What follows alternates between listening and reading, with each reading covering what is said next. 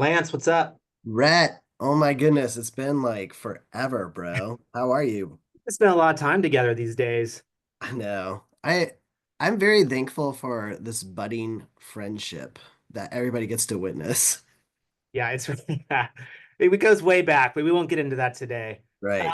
Hey, this is the RT Dialogue podcast, which we started in really hopes to connect the RT community, to create conversation around different things, to hear what everybody's doing, and just kind of see where this goes. And so today we have a special guest on that, Lance, I'm going to let you introduce since you two just spent some time together at a training in Oh. shape.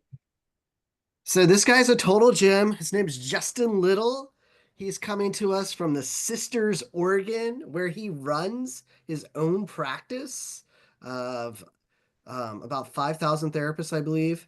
Um, Yeah, it's about yeah. 7,500. Yeah. Oh, sorry. Bigger than the town. Somewhere in Yeah. there. Somewhere in there. Yeah, twice as big as the population of the town Yes. we're in. Yes.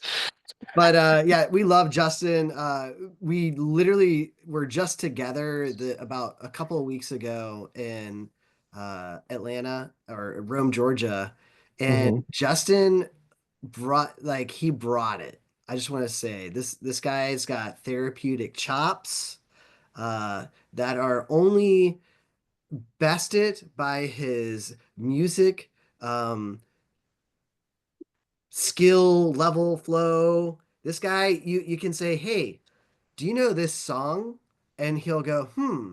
And he'll be like, sit there. He'll kind of fiddle around on the guitar a little bit, and then all of a sudden, we're all singing in a round, um, whatever song it was. I think the best part was when you sung a song, Ed Sheeran's song for the Hargraves, amongst others. But yeah, welcome, Justin.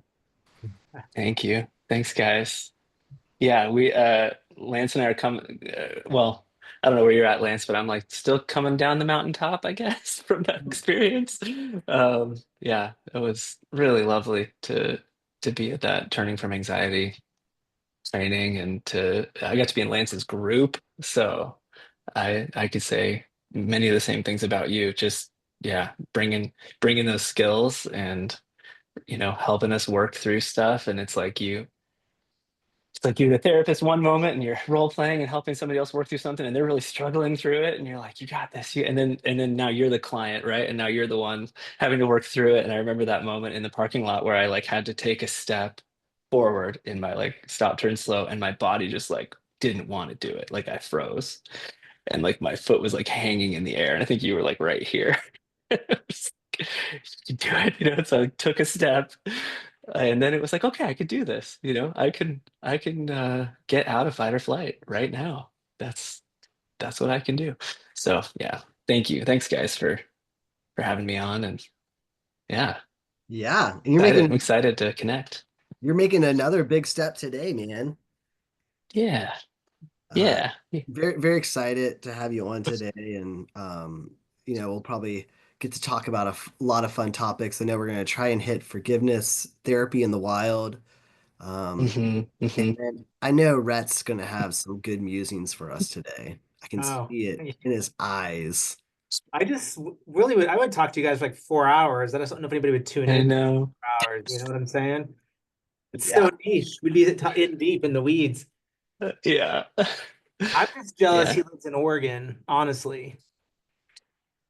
Yeah, no, you should be. It's beautiful here. It's yeah, lots to be jealous of, I have a I guess. daughter who will be going up to Gonzaga in the fall, so I don't know how Oh, nice.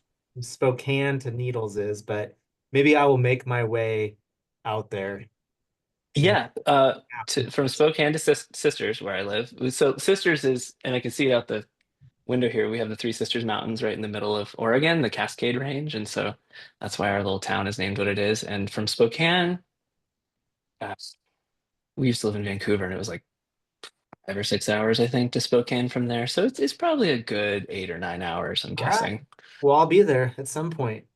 Yeah, yeah. But Look Spokane's at beautiful. my view out the window, but it's a water tower and a flat golf course, so not much to Hey, see. yeah, yeah. I love I did this one epic trip to Bend where Yeah. buddy of mine. He's just this crazy, like, outdoorsman. And we got to go, we did like Mount Tilson, we did Smith Rock, we jumped off a Hmm. waterfall, we went golfing, we like floated what's the river there? Deschutes, The Deschutes. which is French for the shoots. Pretty sure. Wow. Yeah. So a little local knowledge there for anyone who is curious about the meaning. So that's Well, awesome. so Justin, tell us a little bit about like, we always like to hear from everybody. Like, how did you get to RT? Like, Yeah. what's that journey like for you? Yeah. Yeah. Well, yeah, I was reflecting on that this morning a little bit in anticipation of figuring out how to tell my story, and I have Sharon's uh coaching in my mind, which is like, 5 to 7 minutes, practice honing your story because you, as you two know, that's a part of the model in turning from anxiety. But yeah, so I was living in Monrovia and was a part of a little church there called Mountainside Communion. And Megan and Daniel Lundgren were a part of our community. And I knew them for a very long time in that context since I started going to that church in like 2006. And they were already there, I believe, at that point. So, um, yeah. And I mean, I showed up to that church on the first birthday of this little Nazarene church plant, Mm. smack dab between Pasadena and Azusa. And it just turned out that there were several folks from Fuller. Warren Brown was a part of our community and his wife Jan. And so I was over at their house regularly for things and was there the night Jan passed, holding vigil out front on their lawn. And so we were a very close-knit community. And so at some point, Megan and Daniel took me out to dinner and were like, you should really think about the MFT program at Fuller. We think you'd like it. They'd both done it previously, and they'd done it before the Hargraves had come to Fuller. So Rhett, they may have been there when you were there doing your MFT. Did you do your MFT in Pasadena? Yeah, Did yeah. 2005 to 2007. Okay. And my practicum was out in West Covina. So, obviously Ah, yeah, past Monrovia and area. Yeah. yeah, yeah, yeah, yeah. Small world, man. Um, yeah. So they encouraged me to go, and I ended up, yeah, looking into it. And I think Megan was like, and there's Terry and Sharon Hargrave are there, and I really think you should go, Justin. Like you should consider this. It was my wandering in the wilderness phase of my own journey where I was like working at coffee shops and teaching music lessons and running a worship, music ministry at the church, just like on a volunteer basis and just trying to figure things out. And so I had already been to Fuller and realized once I'd gotten into therapy the first time around when I was at Fuller that I really was it a lot. Now I would say I was in my pain cycle, right? Like I was in this place of really feeling like I had to be a missionary. I'd been to Romania twice. I was going to go back to Romania. I'd worked in downtown LA for a year in Skid Row prior to this. Like just really, I mean, I had lots of really amazing experiences, but was very much driven by a sense of feeling inadequate. And so I was, a lot of that was me trying to prove myself. I think looking back on it, there's a lot of really amazing things about that time in my life too. But once I got into therapy the first time at FPFS, which is Fuller Psychological and Family Services, kind of realized that like this person wasn't doing RT. This was in like 2008. But it just helped me realize I need to step back and rest and reconsider what I'm going to do with my life because this is burning me out. So flash forward to 2011, I enrolled in the MFT program and got into therapy with William Whitney at Levy like 3 weeks before I started. Um, and so I think within a couple of weeks of me starting the MFT program in 2011, I like William did a reparenting intervention with me, and I encountered my 8-year-old self in an empty chair in that one of those tiny little offices at Livy Counseling, and it just changed everything. It completely changed everything for me, and started taking that little guy with me to campus, driving around with him. Like I just would picture my 8-year-old self kind of going with me everywhere. And Little right around that, Justin. little Justin, little 8-year-old Justin. Um, and right around that time, I met Terry because he was, faculty, and I kind of started piecing together that that's what William was doing. Like he was doing restoration. Um, and I immediately was like, whatever I can do to get trained in this. I mean, this is exactly what I want to do now. Like it just a bunch of things just lit up for me, and I realized that's what I wanted to do with my life. So, um, pursued it as much as I could. Got into the live mode training at Lake Avenue with Terry that next year. So that was 2012. So my co-therapist and I, Katina, trained with Terry 2012 to 2013. So were Um, you in the second group then? I think so. Yeah, I think so. You're just below Yeah, us. just yeah.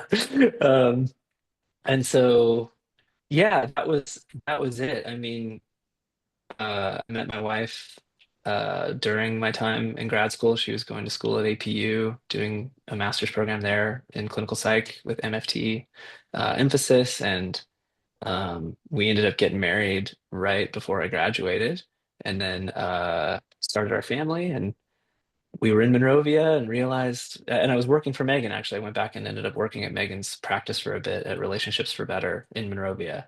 Um, for just a little while, but it was very difficult to build a caseload.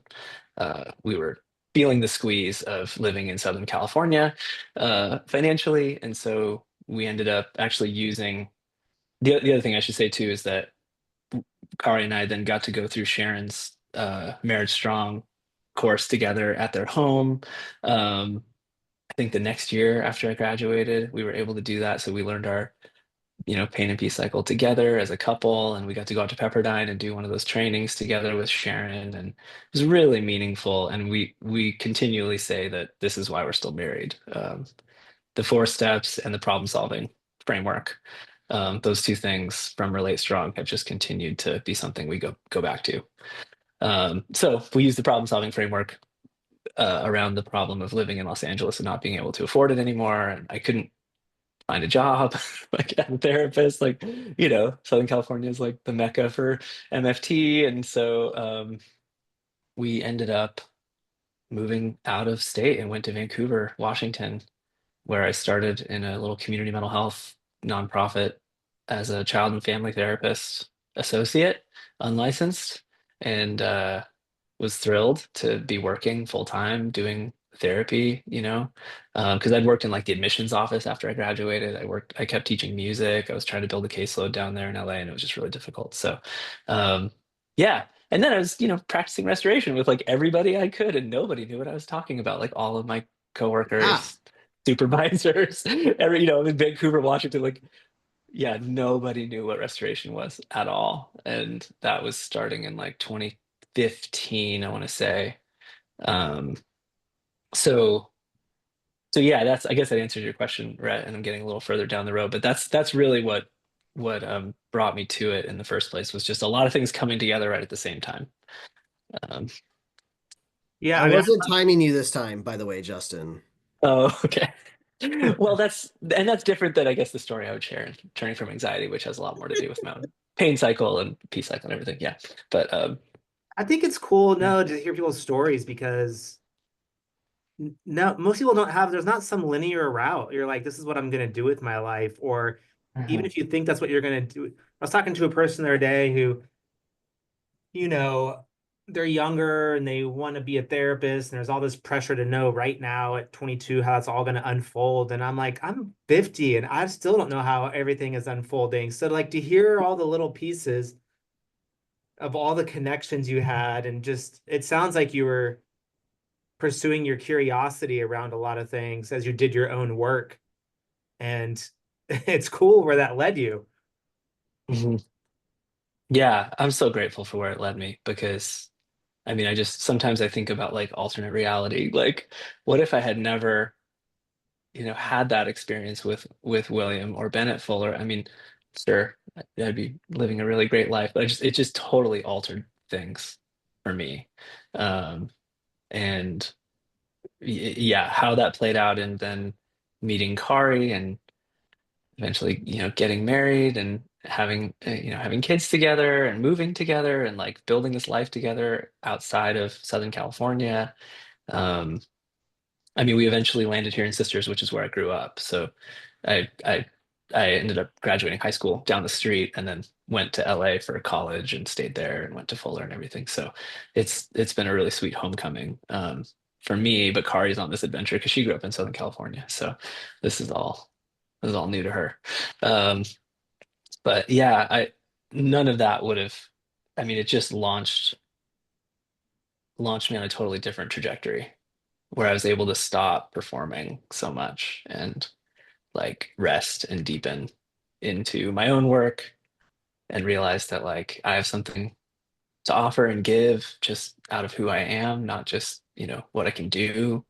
Um, which completely changed how I would do therapy, in the years to come, and how I feel way more settled and like at peace now when I'm working with clients because I'm like, I don't have to fix this. This isn't my job to fix it. Like I keep reminding myself of those, it's like I'm still working out what I learned during that time of my life, as I'm sure you two can relate to, where you have those moments that just are. I don't know what it means to perform at all. I'm just kidding. I Yeah, think I mean, my I know you have a You know what's pastoral. crazy? I You think know what's there's crazy for me is like I once I learned restoration therapy, this is my anti-plug for restoration therapy. Is I started using my first steps regularly in my life, and it was like within like 12 months I had gained 15 pounds because I carried so much anxiety in my body all the Yeah, time, yeah, yeah, and I was finally able to relax. So I yeah, may know a little something about anxiety and performing. yeah, gosh. Yeah, and it's not lost on me too. Like there's, and if your people are watching on video, there's a guitar behind you. Like talk about like performing. yeah, Just all the yeah, different. You have a guitar behind you. I have not here, but man, all the ways that I've have performed in my life. yeah, Out of my yeah, pain, and it's still a struggle in therapy. I'm pretty aware of it at times where I'm having a conversation in my head where I can see myself performing in therapy and feeling the pressure to fix yeah. it for people. And that is tough, man. I'm kind of curious, like that experience for you of like settling into your own like therapeutic work and noticing I don't have to like fix this. Like, what's that Mhm. like for you? Yeah, I mean, I think, well, so I remember initially the moment I think that it happened was at Lake Avenue when there was this shift where I remember just being so anxious, because, and this is where I start answering that question because this is when I started doing therapy, right? Like first 3 months of like live mode with Terry, I was like, there were nights where I'd just be crying like on the couch in my little Fuller apartment before I would go because I was so nervous and anxious about like I just know I do not know what I'm doing at all. Like I just felt so lost. I'm like reading the book like 3 times and I'm like, but what do I do? What do I do? Right. And I learned to rely on Katina and we became a really good team. But like at first I was just so nervous. And of course, here's Terry Hargrave. Like I think, Lance, you mentioned this in the first episode. It's like he walks in like a wizard, it's like that's how I've been describing him for years. I'm like, and then Dumbledore enters the room and people just start crying. Like he doesn't have to, he just looks at you and you start crying. So I was just the first few months, I was so yeah, like just terrified. And even like we were just working through this a couple weeks in Georgia. I think I shared this with the team. Like what Terry represents to me is this sort of like father, older man, mentor, wise, person. But and things are so different with my dad now. And this is I'm not saying any of this to put him in any less of a place than me at all. But growing up he had undiagnosed PTSD from the Vietnam War. So was very loving, very affectionate. Like he's the guy who will get down on the floor and play with kids. but he also had undiagnosed PTSD from the Vietnam War. And Mm. like, it's just so he would get really, really explosive in his anger at times, and it would feel like it was coming out of nowhere. It was just hard to predict. It was just very chaotic, right? So here I am, like feeling that same hypervigilance with Terry. Like I just remember thinking, like, when's he going to get mad at me? Like when is the shoe going to drop and he's going to tell me how he really feels, right? So I that was my own pain cycle, my own anxiety, and of course he wasn't, caretaking me in that at all. He was just giving me feedback and telling me what I needed to be doing better and stuff, and I was like in my own little pain bubble trying to work this stuff out. And it shifted at about 3 months where I think I came to this realization that like Terry wants me to do well. He's actually rooting for me. Like his heart is one that is for me. Like he wants me to grow. And I remember that night we went into the feedback session after everything, and Terry just, I think he looked at me and he was like, "What changed? Something shifted for you Mm. tonight." Like he saw it right away, that I was just more free. Like I could just try things. Because I'm very creative. Like that's who I am. I'm a very creative person. And I've been that way, Lance, when you're talking about I could just kind of pick up a guitar and play a song. I've been that way since I was like 3 years old. My mom tells stories of me just sitting at the piano and hearing a song and playing it. Like that's just been a part of my life forever. And so so present day, even the last couple of weeks at this retreat, I noticed after the mindful moment, kind of after the first morning there, that hypervigilance was coming back in because Terry was in the room.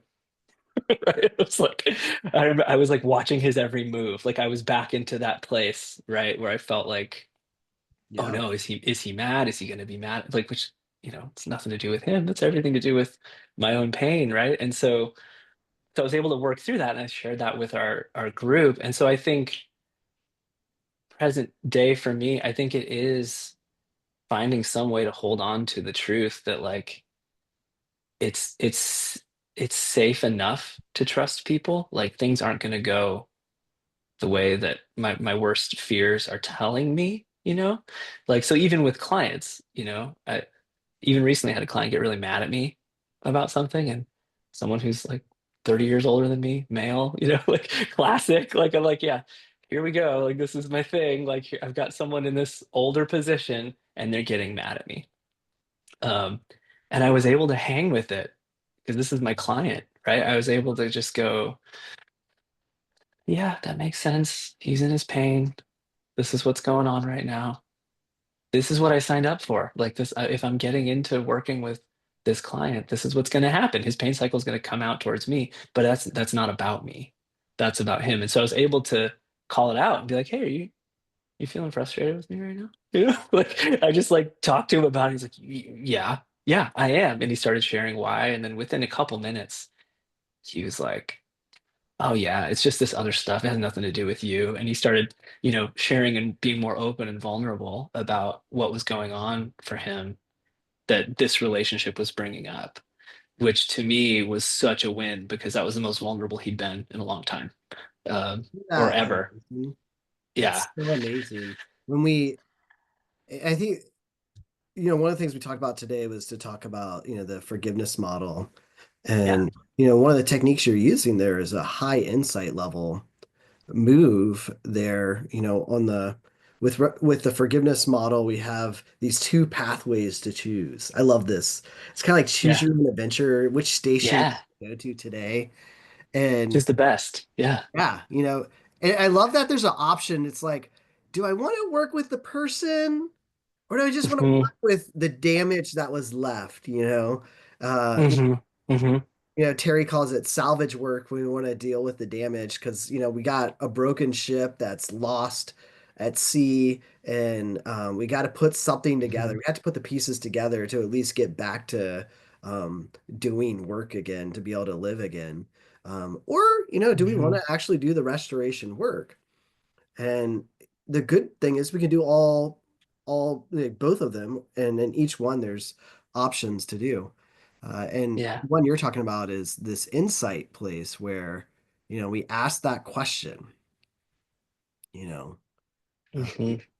how is the pain that was dealt to me causing me to hurt others or myself in the world today? Yeah. Yeah. Oh, absolutely. That's, I mean, what that brings up for me is the kind of the beginning of forgiveness for me, which was with Terry. I mean, I was in his office. It's like on the eve of our wedding. Like this is all this. So much happened in like a This is like small period perfect. of time. I feel like I'm in Yeah, the movie with you right now. yeah, yeah. Right. So it's like, I've been now in the live mode thing for, I don't know, 7 or 8 months, and so I feel much more comfortable. And I'm talking with Terry in his office one day, and I was like, yeah, I just kind of ripped my dad a new one yesterday.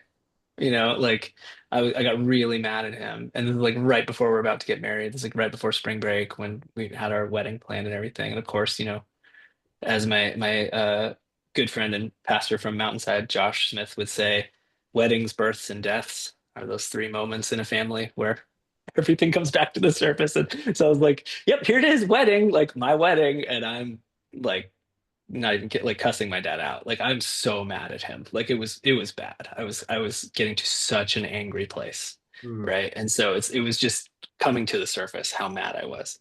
Um, and he's forgiven me for that email that I wrote him. But things are much better now. But I remember walking into Terry's office and saying, like, this just happened, and I have to go see clients now, like, or like this is just life, right? This is what's going on right now. And I think Terry said something like, it, and it had all started with me trying to have a conversation with my dad from my control, like because I was like I need to have a conversation with him, and I like even tried to apologize to him for a few things I had done in high school, kind of, and he just kind of wasn't ready to talk about it. Like it wasn't the right time. And so Terry was like, yeah, what evidence is there that your dad's ready to have that conversation? I was like, well, no, none, really, none at all.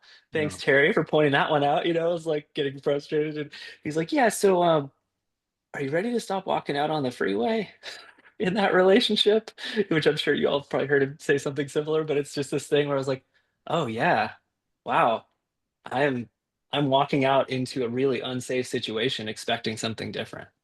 Right. And so that was the beginning of me really starting to think about forgiveness and the forgiveness framework, and just like for myself and my dad, and how if I can get to a place where I'm not trying to control him anymore, like Hmm. if I can get to a place where, and it was a lot of station three, like a lot of giving him an opportunity to compensate.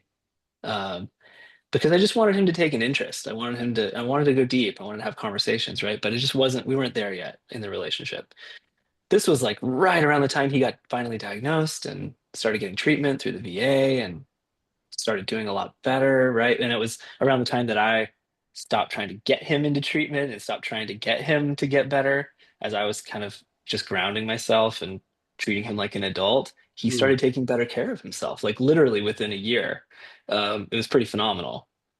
But then I had a lot of work to do because I was still really mad and resentful.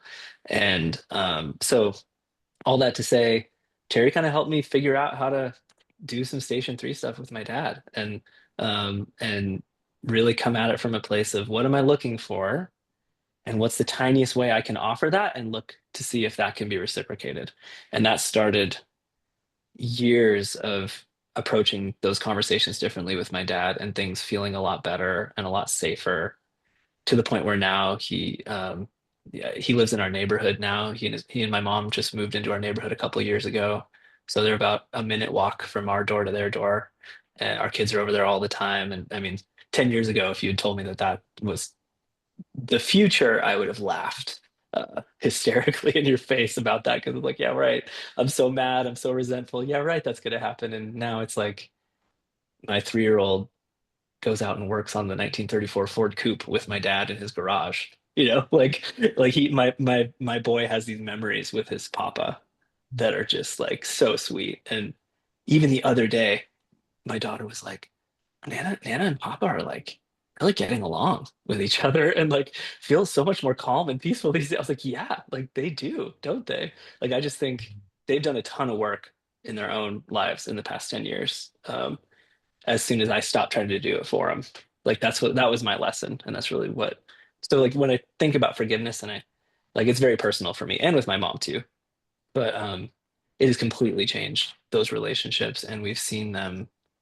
I've seen my parents do parenting with me in the past 10 years that I never would have anticipated. Like them actually stepping in and speaking truth to me, them like doing the kind of things that I've really needed. But I learned that, oh, I could do those things for myself. I can regulate. And if this happens, great, but it's not a guarantee, right? But it's just been really beautiful to see that actually like things have changed a lot with them. It's awesome, man. Yeah, Yeah.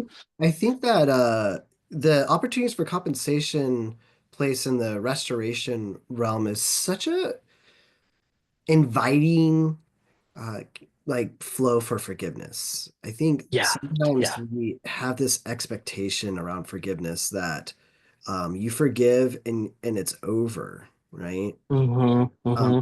the empowered step of that, giving opportunities for compensation says, no, here, I'm going to create a pathway towards being made right, believing. I think it's really important because there's a lot of people that don't do this part and it just kind of crashes, especially like with like betrayal work, believing Hmm. that Hmm. you are a good person or you have it inside of you to be a good person. I think that's where we Hmm. really can grow a lot, and just giving those, like, I think they're like olive branches to the other person to say, hey, you know, I'd love to get a Yeah. coffee with you, or I'd love to do this with you. Yeah. And Yeah. slowly working it back to say, to reframe that relationship in a way where you have an empowered space, and that Hmm. Hmm. you're not being, overwhelmed anymore by the inappropriate behavior. Um, Yeah. Yeah. Let's Well, and no, go go ahead, ahead. Rhett. No, Yeah. I was just thinking there are people probably listening who maybe don't even know what the model is for forgiveness and RT. Like that's very likely. And so I was just thinking, Yeah. I was curious if we could do it this way. Let's yeah. say you're in session with the client and you want to kind of just have them visualize just to kind of see what the even pathway looks like. Justin, how would you map it out on a board for them just to kind of look at it? Like, what are the quadrants? What language would you put up there? Yeah. Yeah. Absolutely. And this is where I feel like I need a lot of assistance because it's like, how does this actually look? I mean, I in the past would have done more of that. I move more now towards like just trying to suss out what station they might be in and using it in their language too. So like, yeah, so presenting it like, hey, first of all, I'm really trying to gauge where is the client at. So I'll say to them like, is this something you want to work on with your dad? Like if I were the client, I'd be like, is it, do you want to not necessarily bring dad in the session, but like, do you want to work on this relationship? Like, is this someone you want to stay connected to? Right. Yeah. Because that's the first piece is like, is it even safe? Um, with this person, or is the person passed away, or are they, not able to contact them anyways, even if they wanted to, etc. Right. So like helping clients first make that empowered choice, right? Like, do I want to, like what Lance was saying earlier, do I want to just stay focused on salvage? Right. Yeah. Like insight, understanding. Do I just want to understand and stop that pattern, that intergenerational pattern often of pain, in terms of understanding how my pain was given to me by the violation of this person who's the perpetrator of the violation. But when I act out of that pain, I'm just passing it on. I'm creating more pain. Like, so for, yeah, so I start there in just trying to do that. And I have used a chart similar to this and just kind of put that up there for them. Yeah, I was just gonna Um, say real quick, if people are watching on video, Lance has put up, this is a chart, Lance, right, that you've made yeah, for the forgiveness model. Yeah, it's an adaptation of Terry's forgiveness model. I think this is yeah, basically what he's created. On the top part, we'll put it in the notes for everybody today. But on the top part is kind of the undergirding parts, which we probably won't have time to talk about today, but of justice, power, and love that Paul Tillich Mhm, recently created mhm. today. Um, but yeah, continue talking Yeah. about. Go and sorry about that. I just want to point that Yeah, out. no, not at all. Yeah. So that's yeah, so that big oval at the top, that's the first thing you have to really be mindful of, right? Is where and like what Lance is saying, it's a choose your own adventure. You get to really empower the client because the reality is like either way, they're going to experience something hopefully helpful for them and to be able to incorporate that into their mindfulness practice, right? Like so starting there, so I'm thinking of a client who I kind of jumped into some salvage understanding work in particular, and they were not ready for it, and they let me know very quick that they were not ready for it, right? So like it's this give and take with clients where sometimes you kind of go on these hunches and go, I think this might be where the client's at in terms of the station, um, but really starting there. And then from there, it's so interesting because quite often we've already done a lot of the insight work, right? Like I was saying earlier, like I really see pain and peace cycle, 4 steps as just like inherently insight work right there. Because even if you're not talking about the person who violated love or trust, you're already dealing with the same pain, right? Like we're chasing that pain down, helping them learn how to regulate it. Uh, so that's so by the time I'm usually working with clients at this point, often it's station three, giving opportunity for compensation that people identify because a lot of times, it's with a parent or a spouse or a friend or a sibling, and you know, they don't want to cut off, right? Sharon talks about this a lot. Like cutoff is pretty popular now culturally, and it's being termed as like a good boundary in a lot of, or it's being talked about in that way. But I mean, we know from a restoration perspective, and I did this for a decade. If you cut someone out of your life out of pain, Bowen would say that's the same as being super enmeshed with them. Like I mean, like just in terms of differentiation, it's the same level of Yeah. differentiation if I'm cutting off out of pain or I'm like really really like sucked in and enmeshed, right? Like either way I'm in pain. And and I think one of our faculty at Fuller was like, all it takes is a phone call to put you back into that place where you feel like you're 8 years old. That's how you know you're not differentiated, because it's just, I mean, yeah, it might be every 3 years because you cut them out of your life, but the moment that comes in, you're right back into your pain cycle. But a lot of clients don't want to do that. They feel guilty when they do that. They feel more isolated and like they just know that's not what they want to do if it's safe enough to stay engaged with, for lack of a better term, the violator, right? So, so quite often we are doing station three. I just noticed that. I don't know if either of you have noticed that, but that's a lot of what happens at this stage when I'm working with clients who have already kind of done a lot of pain and peace cycle 4-step work. But they're like, Giving the but how do I opportunity. deal with my mom?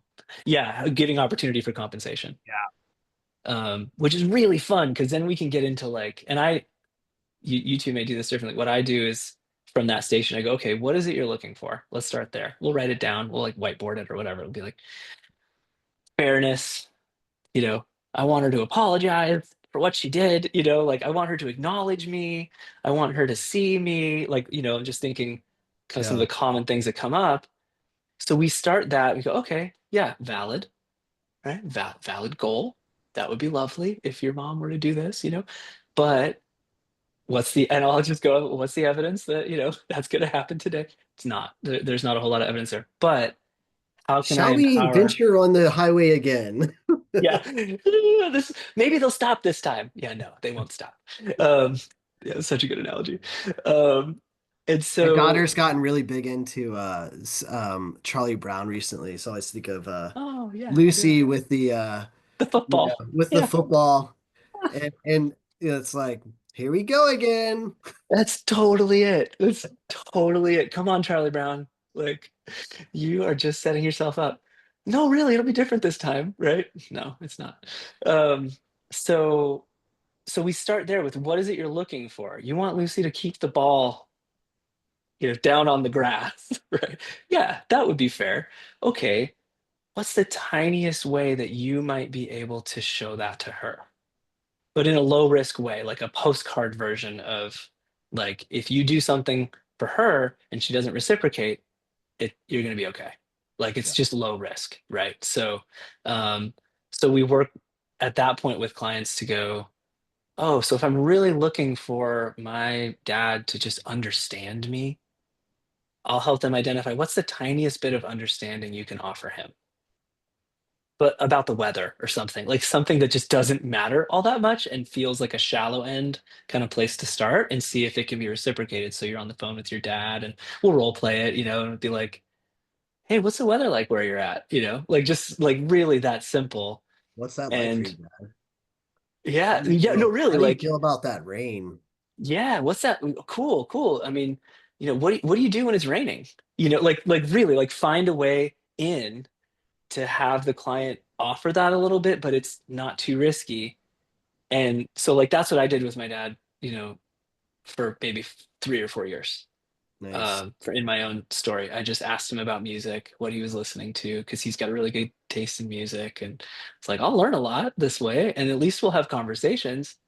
And then one day, a few years into that, after he started getting treatment and things were getting better, he started asking me about my life and my kids and my job for like the Yeah. first time, really, like for the first time since maybe, I mean, I don't even know when it had happened before that, where it didn't feel maybe like, yeah, so, and it felt genuine.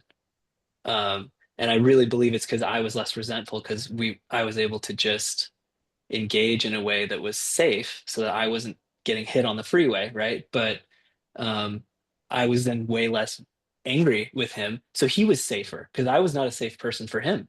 I was really mad at him and that was not helping. That was my own side of the street, right?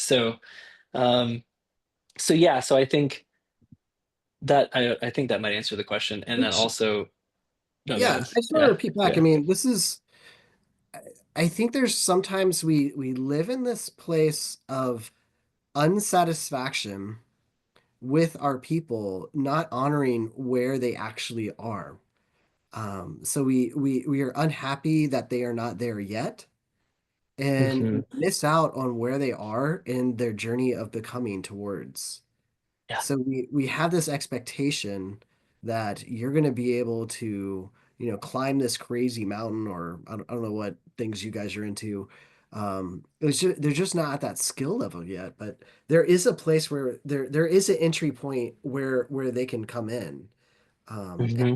so you find Hmm. that place. For you, it was music. For others, it might Oh be, yeah, baseball, or, totally. and Yes. it's honoring the relationship for where it is with this place that it could go somewhere. And I think this is really important forgiveness Yeah. work is recognizing that forgiveness has momentary elements to it. Mhm. However, forgiveness is way more process oriented. It is a journey of Hmm. forgiveness that Hmm. we must do, that we must engage in. So Yes. that's good. And it's I'm just gonna say it. I mean, we all inhabit a faith and a Christian world, that is important to us. And like really Hmm. unpacking the complexities of forgiveness is often really challenging with Christian clients who like, depending on your background and upbringing, this idea, I just got to forgive and forget or move on, or we just restore without doing any salvage, which is not even really Yeah. Yeah. restoration work. Um, Yeah. or Yeah. I'll get a couple in here sometimes with like, let's just say major violations and like, I forgive you. And then like, we just want to go. And I like what you said, Yeah. Lance, like you can experience really beautiful moments in a marriage while still in the process of a long forgiveness of journey. Um, Hmm. but it can take time. Sometimes you might be on a Yeah. journey of years while you pop your head up and look around and also take note that there's been really good opportunities for compensation and good opportunities for moments of forgiveness along the way. And so Yeah. I'm just rambling, but as you're talking, Justin, I'm like, yeah, because I love the model, but it made me think about how just diving more and taking more time in each area, each quadrant, rather than sometimes I have Hmm. the tendency to put the whole out there. And I'm like, no, maybe we just spend a lot of time in one area specifically, and not even Hmm. think about the next well, I know it's non-linear necessarily, Yeah. uh, Right. but anyways, I just love hearing your story of you and your dad's journey. Yeah. Like that image of like your son building the car with him. Talk about Yeah. restoration. Oh my gosh. Yeah. Coming home, like coming back to where you Yeah. grew up. It's just so like beautiful. Yeah. No, really. And I mean, as you were talking about that, Rhett, it just reminded me that like the whole point of it is that I learned a way to engage but stay regulated. Like I learned a way to stop the control in my own pain cycle so much, which leads to anger, which leads to shame. Like those are my like in that order. Those are the dominoes every time. Like it's clockwork, exactly what I will do when I'm performing. I will then get angry. I will then withdraw to shame myself. Like 100%. Ask my kids. They will tell you. Yep, that's what dad does. Yeah, he's micromanaging and then he gets mad and then he's gone, like when he's in pain, right? So, um, and so I just kind of came to this where I was like, I'm the one like causing so much of this pain in my relationship with my dad on my side of the street because like I'm just trying to control. I'm trying to help and fix and all these things. So the finding an opportunity for compensation was like a practical grounding tool for me. That's what was so important about it. Was like I got it. I was able to just like figure out how to use it. And I started to see that I was less resentful. I was less angry. I was able to just like let go of trying to be in charge and be in control of my family. And meanwhile, I have to do that same work with Kari and with my kids. Like it's the exact same thing. So every Wow. time I'm practicing this with my dad, it's the exact same thing I have to practice with my kids. Mhm. It's it's my pain cycle. So that's what I love about the forgiveness models. It just gives you like practical, creative things to focus on, like actively when you're in a conversation with this person. Here's what you're going to do, right? Like the client, you kind of co-create that with the client, but it's all just a way to help the client be regulated and like move to a place of peace, right? It's just lots of different stations and opportunities. So yeah, so that's what I love about it. And I mean, you wanted me to talk a little bit, and I'm just mindful of time. The RT in the wild idea. Well, I was just gonna The say, I think you No, got go a ahead. book Yeah. in you, by the way.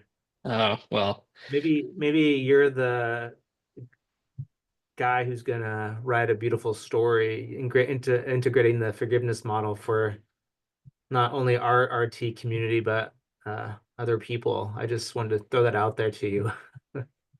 Well, yeah, I mean, I've thought about it and a few people have mentioned kind of the same thing and it's just where my brain goes like the and so like if I were to write a book, I'd probably use this movie A Beautiful Day in the Neighborhood. Have you all seen A Beautiful Day in the Neighborhood with Tom Hanks? He Is plays that I Fred Rogers. Rogers? Yeah. Yeah.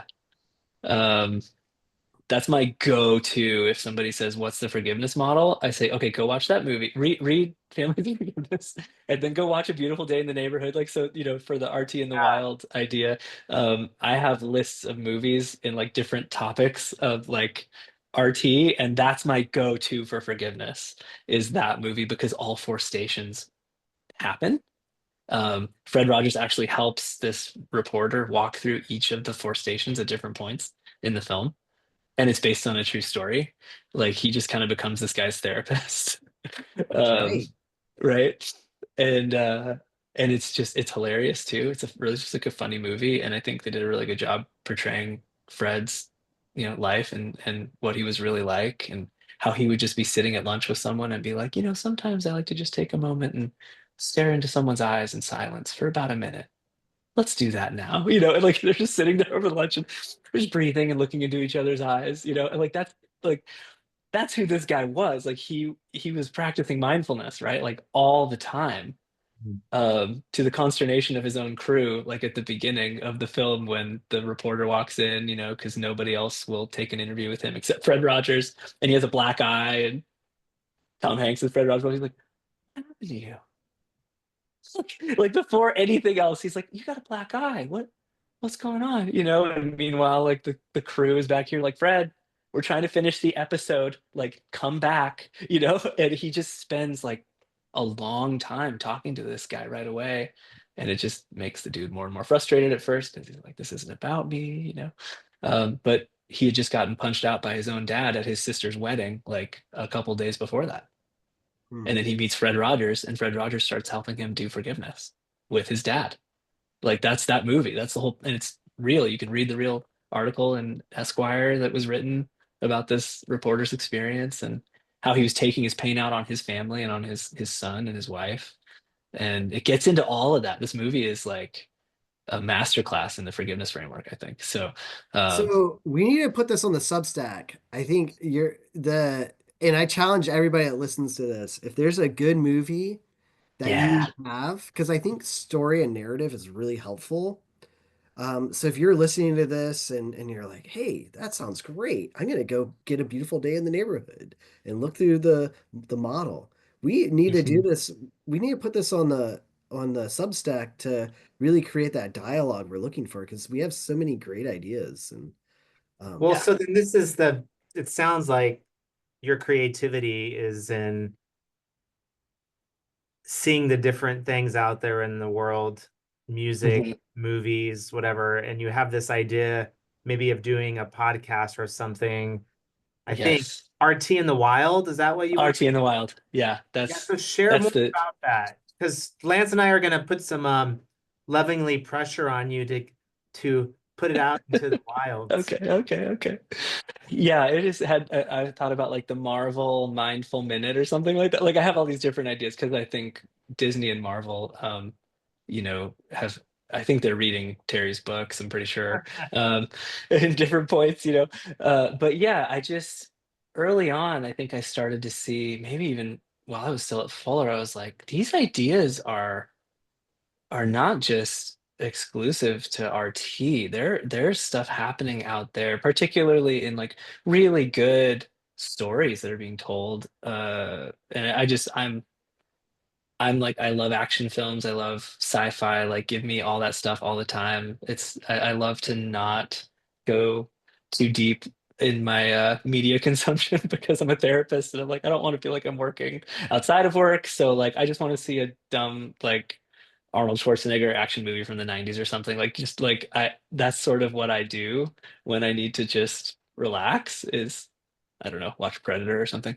Um, but uh, but all that to say, I started noticing this, and I think the first one that really stood out to me, well, a couple. One, there's an X-Men film from, oh gosh, 2015, 2016, I think, called Days of Future Past.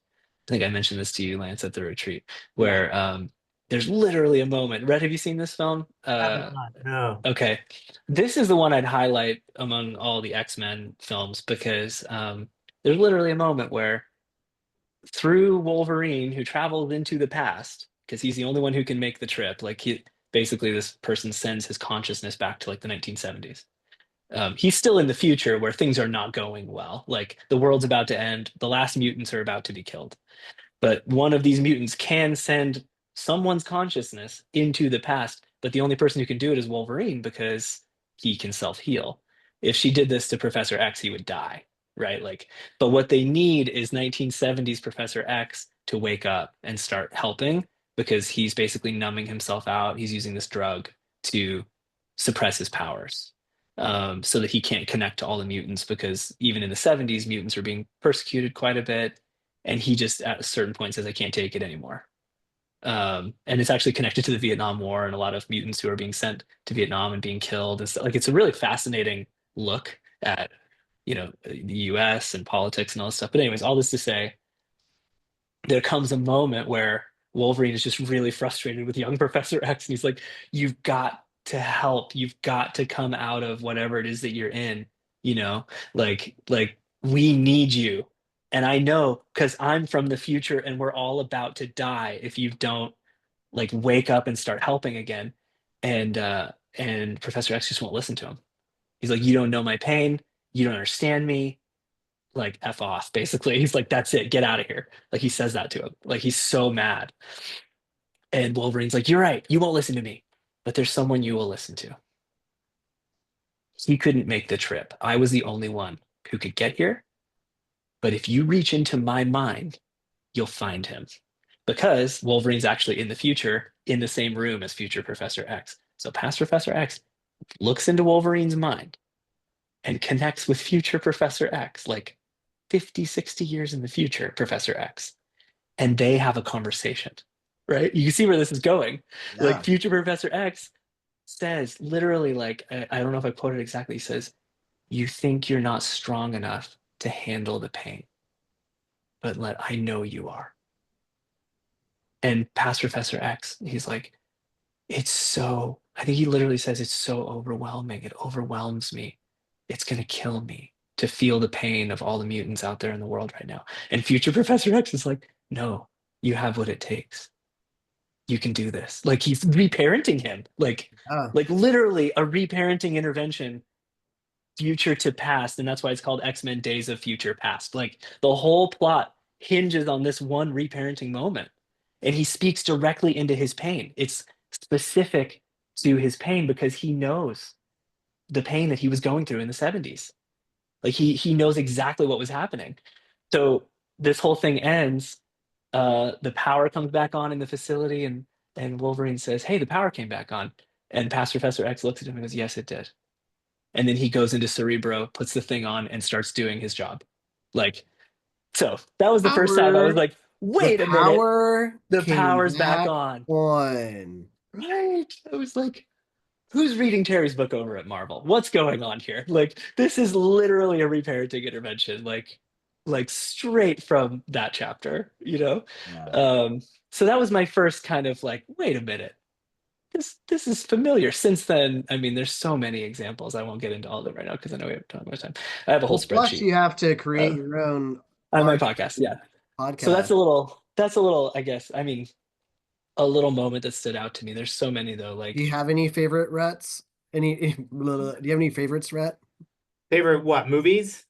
Or like stories where you just see restoration therapy coming through that you would share in a therapy room? As I mean, as Justin was talking, I was like, I need to keep my eyes more open outside of like, I think I've just been so engrossed in like theological literature and Bible stuff that I see it like everywhere, you know? Yeah. But then yeah. I like thinking about just movies and things and I don't have something that like jumps out at me at the moment. I was What watching, about the Bible? well, I The just theology. yeah.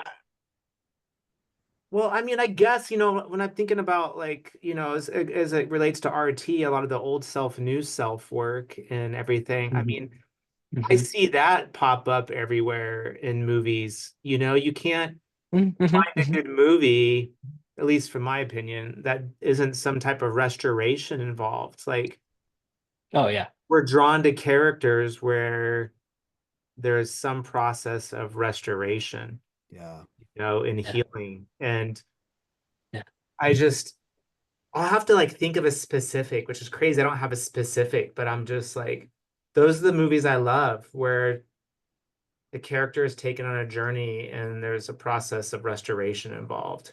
Totally. Mhm. I thought of so I have a little girl, and part of having little girls or little children in general is Uh-huh. you get to watch the same movie 1,000 times. Yep. One of those movies was Moana. Do you guys have you guys seen the movie Moana? I have Oh, not, but I'm familiar. 7,500 times. Yeah, Okay. I've seen it about that much. Yeah.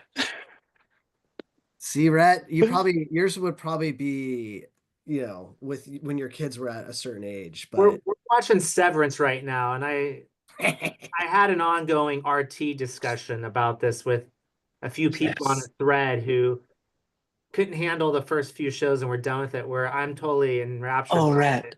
I we need to talk. I We had a need to talk about client, this. I had a client walk out. I have a long hallway, like multiple hallways getting out of my office. And they're like, I feel like I'm in Severance about to walk out from my innie to my outie now. And I was like, Yeah. and one of our colleagues used Severance in a therapy session to do an intervention, which totally changed her client's life. So There, Yeah, that's my current yeah. moment of pop culture and RT. And we will But not that's name so those true. who we will not name those who have not liked Severance as much. I'll just say this. I think the four innies, at least in the first season, represent a different realm of coping. They all Ah, have their own way of coping, and they all one's a shamer, one's a blamer, one's control, one's escape, and they do it. I mean, Mark's the escaper, right? But they're all doing this, but they all have their own problem, and it's I think it's all four quadrants of coping.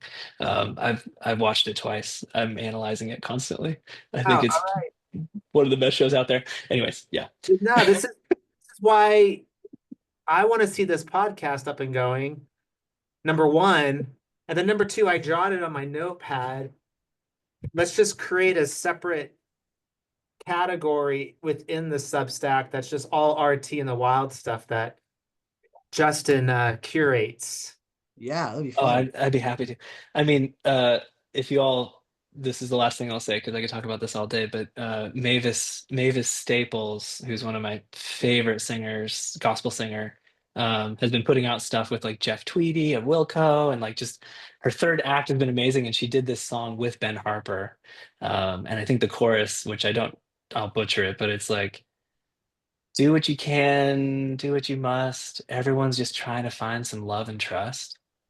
Like that's the chorus of this Ben Harper Mavis Staples song. Like they just sing this over and over again, but it's not just love, it's love and trust, right? This is where my brain goes. I start listening to like Tom Petty and I'm like, he's talking about this. I can't I have connectivity as one of my strengths in the strengths finder. I can't not see the connections all over the place. And if you talk to any of my supervisees, they sometimes they give me the feedback. They're like, okay, we don't need as many, you know, pop culture, music, TV, movie references, Justin. We're good. Love But it. yeah, I It's could like talk about it Neo all in the day. Matrix when he finally is able to see the Matrix all around him as he's Yeah, acting in this Yeah. world. You're like everything. Yeah. restoration Oh my therapy, gosh, no, love and it's a trust, blessing and a blame, curse. Yeah, yeah, the right. truth. You need the truth. But just saying, we were watching The Amazing Race last night, and I could see in this relationship between this husband and wife, I was like, he's getting pretty controlling. Or I think he's gonna get mad by the end of this episode. He's gonna get pretty mad at and he did. He got very mad at her towards the end. And she was like, "You called it." And I was like, "That's me. I know that. When I'm controlling, I will get mad. That's what happens." Like I could just see it coming. So yeah, I wish I could just like turn it off, I guess, but I can't. It's Um, everywhere. it's So, everywhere. Yeah. so I know we have limited time here. I just want to thank you for coming on today, Justin. I really appreciate you being here. Um, and as I kind of want to close with this Moana piece. Would that be okay? Yeah. I like that I'm asking if it's okay. It's like, it'd be funny if you said no. I've been like good boundaries. Um, but I want to encourage all of us therapists because I feel like we're all Moanas. And at the end of the movie, I'm gonna ruin it for you, Rhett. I'm so sorry. No, you're good, man. I think it's been out a while. That's my bad. Yeah, but there's this Spoiler alert.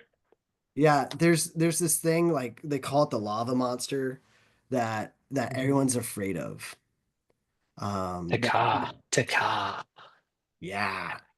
And in this quintessential scene, the whole goal is like they have stolen the heart from Tafiti, and we need to return the heart to Tafiti, who is like this creator of life and joy all around the world, right? That's the one that makes the islands, and everything's dying Yeah. because the heart has been stolen from Tafiti by um Maui.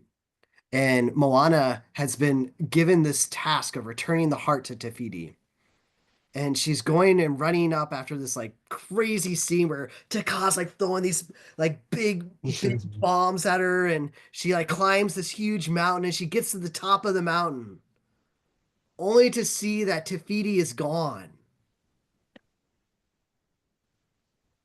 But then she turns and she looks and she sees Taka, and she makes this like amazing place where she says, It all comes together for her. She says, I have crossed the horizon to find you. I know your name. They have stolen the heart from inside of you. But this does not define you. This is not who you are. You know who you really are. And she like charges across the ocean as she's saying this thing. And there's this like hug moment where she puts their heads together and Yeah. and it's like Yeah. this like loving nature, and she grabs the heart and she puts it right back in um Taka's heart. And then all of a sudden, like life returns and they're able to give life back everywhere Chills. they're given. Yeah. And I would say, as therapists, we are all Moanas, that we get to help people find their hearts again. And we get to help them put it back in. They're not really lava monsters. They're not Takas. We get to help them figure out their real names and walk wholly into that. RT in the wild, Mhm. baby. RT in the wild. There it is. That's RT in the wild. That is my, I want to be, that's my advertisement. And that is also my application to be a guest on your show. Yeah. Good. Yeah, you win. You'll be on the show. I was like, does Lance have that memorized, that whole scene? Like I said, Yeah. I have a little girl Yeah. who Yeah. like loves that movie. And there's a bunch of them, but like that Yeah. that one, I remember I had this client, they're like, you have to watch this movie. You have to watch this Yeah. movie. Yeah. I'm like, Yeah. I can't. I have to watch it with my daughter. And then I finally watched it and I came in and I was like, I know why you Hmm. want me to watch that. I know exactly. Yeah, no, Amos, our 3-year-old, was walking around singing one of those songs this morning. Several of them. It was a mashup, actually, straight from Moana. He is in his Moana era right now. Like, he's all about it. And yeah, so there you go. RT in the wild. That's it. It's everywhere. Awesome. Well, hey, Justin, we appreciate you taking the time to be on the podcast today. And Yeah, thanks for having me. everyone listening, we'll put all the notes in the show notes and I'm gonna track down some videos to post as well. And we look forward Yeah. to having you back on. You guys have a good day. Bless you, bro. Hey, bye, See guys. ya.